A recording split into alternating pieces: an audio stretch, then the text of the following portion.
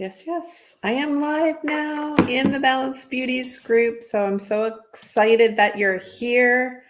I don't know if you're here, but you're going to watch the replay probably. A lot of you do watch the replay. So I'm excited about today's topic. So welcome to another edition of Lunch and Learn with Leslie. I am here to share some insights. And today's topic is one that I'm super excited to talk about because this has come up in the last, 6 months or so. I have gotten quite a few questions about weight loss drugs. So I thought I would come on here and address specifically the pros and cons of different weight loss drugs. So before I start, I just want you to know who I am. Let me introduce myself. I'm Leslie Little, dietitian Leslie. I have a background as a registered dietitian, and I am here to help you with good nutrition information, science-based, to help you lose weight.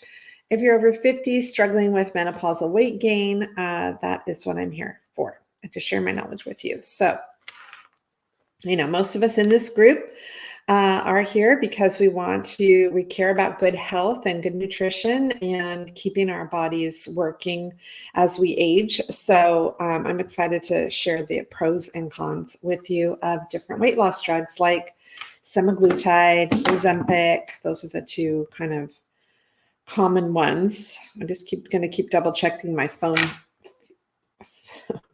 My phone has frozen. Am I frozen in? I don't look frozen on my StreamYard, but I look frozen on my Facebook group. So let me go there and see what's going on. Nope, we're good. All right, so I just want to see, I'm going to keep an eye on it so I can see who's here. So if you're making any comments, say hi. I'd like to know if somebody's here, if I'm here all by my lonesome. It doesn't matter. I love sharing my information with you. So let's talk about some of the pros and cons of weight loss drugs, okay? There are a few pros. The drugs were designed to help mostly diabetics improve their blood sugar level and reduce their risk for cardiovascular disease. They really were designed for people who are obese, which is significantly more than just a little belly fat. They're like really overweight, and they are looking to improve their health conditions. So they can aid in weight loss. In clinical trials, participants have experienced substantial reductions in body weight, which can be particularly beneficial for those struggling with obesity. So if you have like a lot of weight to lose, and you're struggling with already blood sugar, you're already like needing to take insulin or diabetic medications, then you might be a candidate for it. But there's some things to keep in mind. So they work to reduce your appetite so that you can maintain a caloric deficit diet. So what do I always say, you guys, about keeping your hormones balanced and everything else? We need to maintain fueling our body. We do need to have a caloric deficit if we're going to lose weight, but it can't be so severe. So some people that are using this drug aren't eating enough to fuel their metabolism. And so what happens is the metabolism just resets. So that's one of the cons. So the pro is it can help balance blood sugar and it can help reduce weight. And it can reduce your appetite, but that doesn't mean that it's for everyone. Okay. So just remember that. Some side effects, these are some cons. Some side effects that the drugs have are nausea, vomiting, diarrhea, or constipation. So those are all GI related.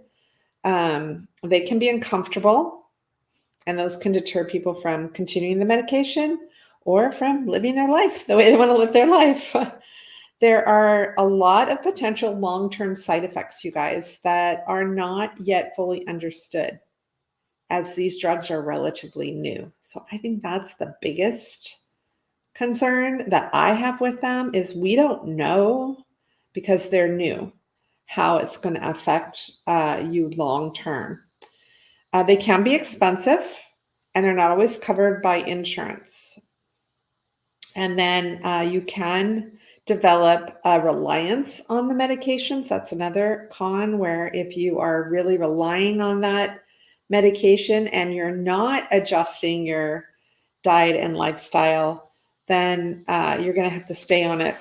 You're going to be on it for a really long time. You're going to develop dependency on it without addressing the root cause of the weight problem that you might have. So again, and it can also, the other thing that people forget about or don't think about often is it can have some interference with other medications. A lot of women over 50 are taking hypertensive medications or cholesterol lowering medications. And if you are, it can interfere with some of those. So you need to make sure that you're working with your doctor to avoid any of those kinds of complications. So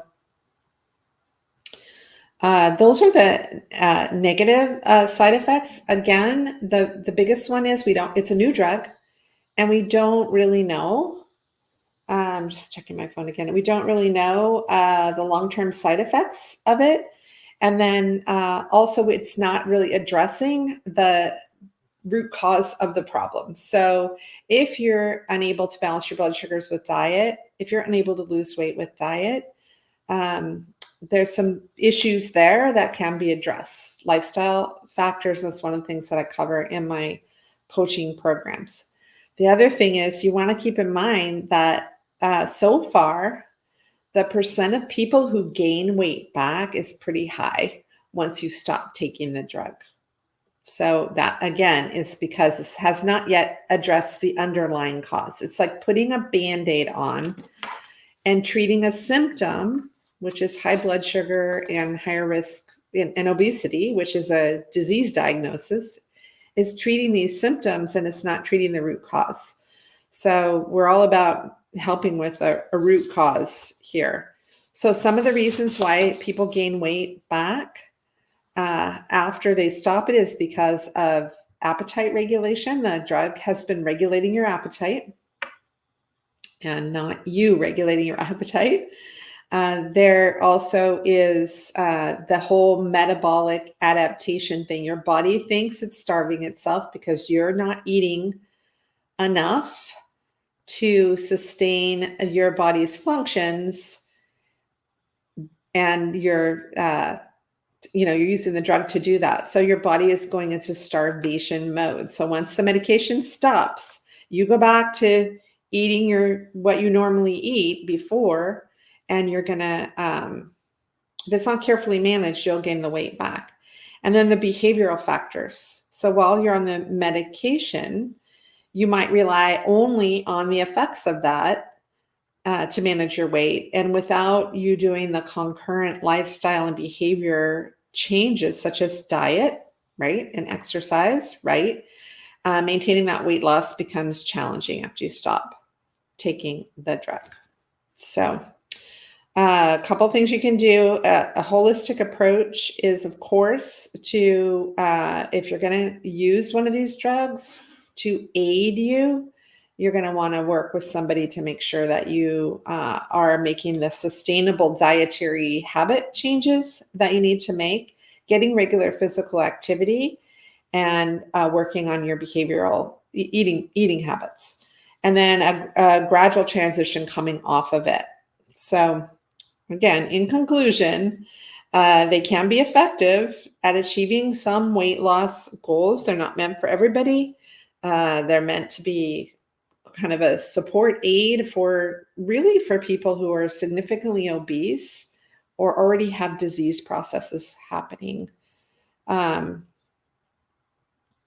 So that's it. So that's kind of a summary of different weight loss drugs. Wow, that went quick. I don't have anybody on with me, I don't think. So if you have any questions about this topic or weight loss drugs in general, just comment below or message me and let me know. Also, I want to make sure you all know that tomorrow afternoon is my new masterclass, Creating Weight Loss, Sustainable Weight Loss for Women Over 50. So make sure that you go and register for that. It is a Zoom event, so I'll be on Zoom with all of you, and we'll talk about these things. So, all right, that's all I got for you today. That was quick and fast, and I appreciate all of you being here in the group. I hope that was helpful. Let me know if it was, and if there's anything I can help you with, of course, just